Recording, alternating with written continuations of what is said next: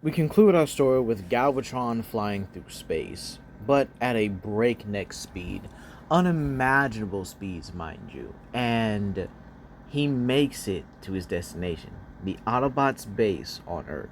Meanwhile, inside, Jetfire, Optimus, and Grimlock are conversating on what to do next. Grimlock's thinking about going to Jungle Planet to possibly rule it, but again, he actually does like that Backstop is doing a good job, well, along with the rest of his Dinobot companions. So maybe he'll just let them lead for now, and he'll just go ahead and maybe find his other thing or find some other thing to do. With Optimus chuckling at him, saying, "You did always know how to avoid responsibility." To which Grimlock simply nudges him and tells him to shut up.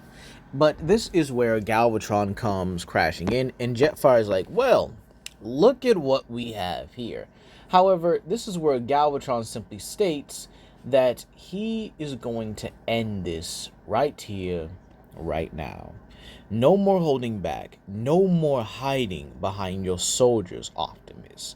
You're going to die now. And this is where Optimus simply states, "Well, let's get to it then." And to which Grimlock wants to jump in, but Galvatron simply states he'll deal with him later. Right now, this is between him and Optimus. Oh, and by the way, you're gonna want to stop two planets from colliding. To which they both look like, "Huh?" And this is where they get a distress signal, and, well, back on Jungle Planet, this is where Scourge and the Dinobots pretty much inform Grimlock of what's happening, and that their planet's own orbit is starting to just head towards Earth. Meanwhile, Override and Evac also inform Jetfire and Optimus of the same thing. So, with that being said, this is where the two of them basically look at Optimus. Optimus nods, and they both go to their individual locations.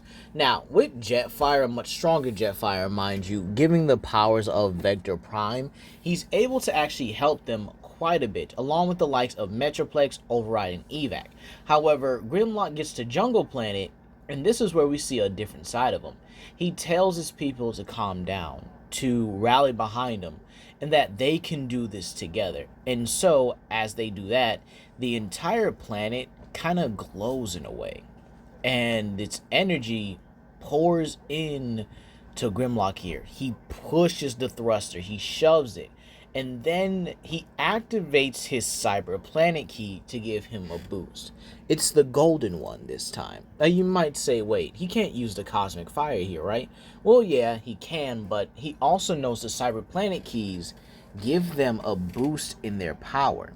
So, using the Cyber Planet key along with the rest of the Dinobots, they decide to push together, this time as Volcanicus.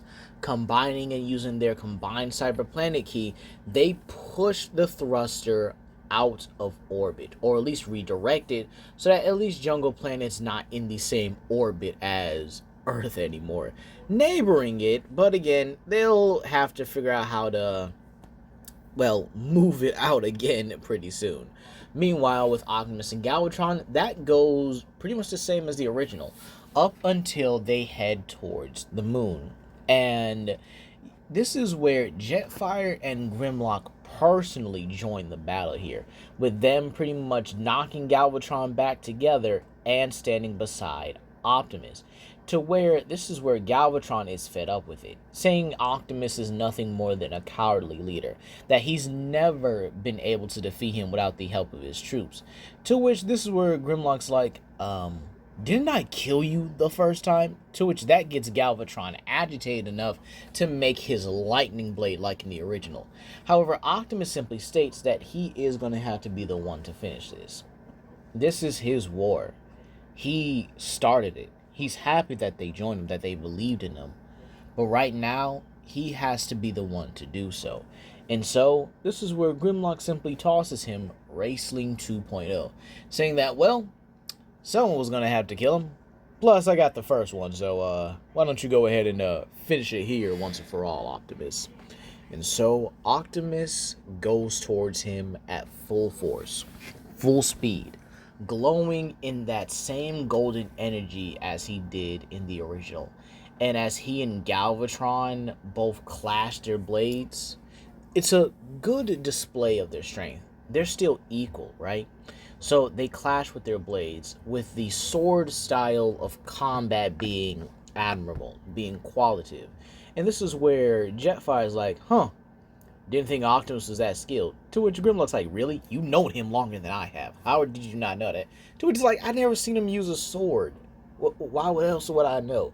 To which this is where the other Autobots chime in and said, like, so, we making bets? And this is where they look at Wingsaber like, what you mean making bets? You know if Optimus loses, some of us gonna die. To which he's like, yeah. But come on, 20 credits, Optimus wins this. To which they're like, oh my gosh, whatever.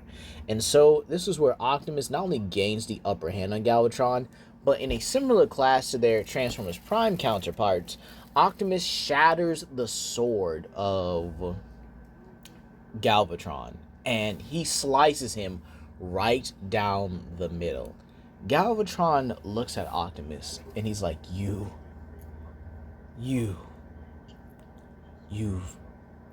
done it.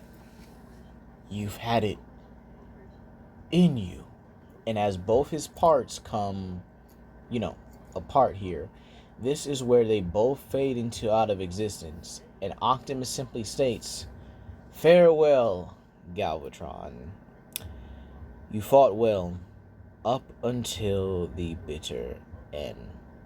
So what happens now, you might ask? Well, the universe itself is at peace with, Evac, the agent dude, and Optimus simply discussing with the Cybertron and Earth population now still living among humans. They are going to have to work some things out. Override remains the leader of Velocitron as Hotshot is dead. But she does make a statue in his honor, considering he is the first racer ever to beat her, and died a hero in the war. Crosshairs also gets his own statue as a, honorary hero of the war as well.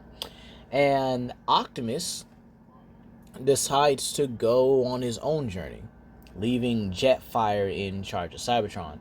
Keep in mind, with a much more powerful Jetfire, he's more than confident to do so. However, one thing still doesn't change. Starscream's gonna come back, and there's really nothing stopping that. Or so we would think that, right? You see, Landmine originally would have gone here. However, this is where Grimlock is actually the one contacted about this. Meanwhile, on Jungle Planet, he actually is, going through his whole sparring contest or the tournament just like in the original. Him and Scourge duke it out one last time, hand to hand. No weapons, no nothing. Grimlock ultimately does win, but he gives the throne to Scourge. To which Scourge is like, what? Why? Because you've changed. Because you've earned it. And because you now know what it means to be a leader. Besides, I got my own journey ahead of me. And to which the other Dinobots are like, wait, what about us? You're going to advise him. Backstop's getting too old as it is. And this is where Backstop throws a rock at him in the back of his head. He's like, okay, well, fair point. I guess I did deserve that. But he's got one more thing to do. Still got to smack down Starscream in a one-on-one, right? To which the Dinobots are like, ugh, you had better come back this time. To which he chuckles and states that, don't worry, he'll be back. Well, maybe he'll be blown across the universe. Well, someone's got to do it. But this is where Grimlock simply embarks on his journey to meet Starscream. And he actually finds him at a rift, a tear in space and time, to where he encounters Sideways, Soundwave, and him. And Starscream's like, so, just you? To which Grimlock is like, yeah, just me. Can't say I'm really surprised, though. To which Starscream is like, why? Did you expect me to be weaker? To which Grimlock's like, oh no, I'm still gonna beat the crap out of you, but I kinda expected you to be a little bit more speechy. You've changed. Not in a good way, but in a better way. You're not as veiny as I remember. You seem like you want to get this done.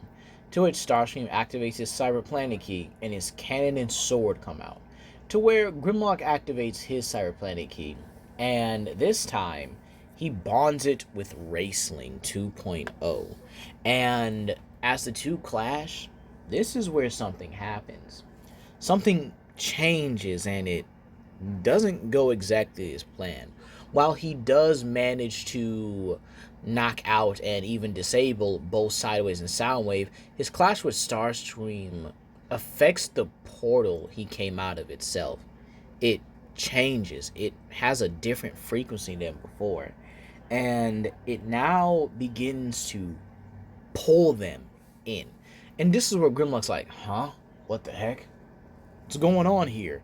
However, the portal doesn't let up. It begins to want. It begins to need. It wants to feed on something. It needs something to come into it. No diddy.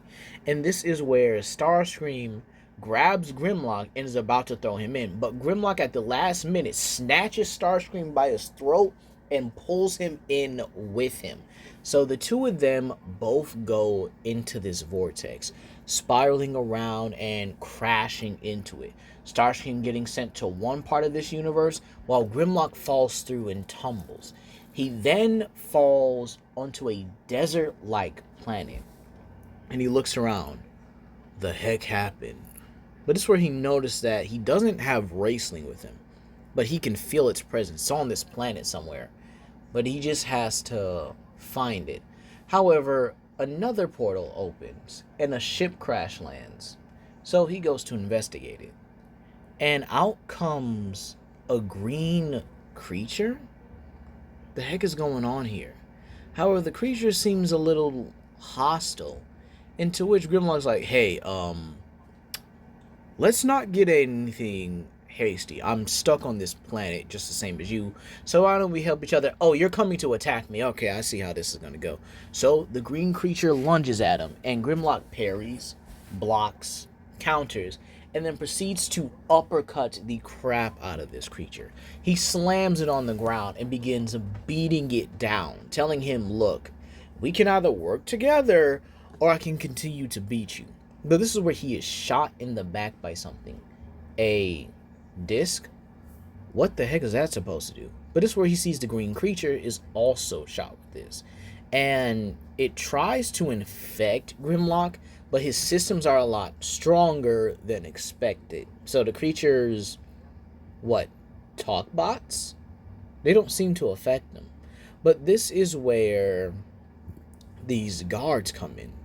And he obviously can understand them because Cybertrons can easily translate languages in seconds here. But this is where they say, by order of the Red King, you two are coming with me. To which both of them are told to kneel. However, they're looking like, nah, I think we good. But this is where they're both electrocuted because of the disc. And so they both are electrocuted into unconsciousness and transported into trucks, regaining themselves an hour later. This is where Grimlock actually looks around and sees the green creature with him. And he says, so, I'm Grimlock. You got a name? To which the creature simply replies, Hulk. And that's where we're going to leave it off here, you guys. Please comment down below, like, subscribe, and share with your friends. And I'll see you guys for the sequel, What If Grimlock was in World War Hulk? Or Planet Hulk to start off. Peace.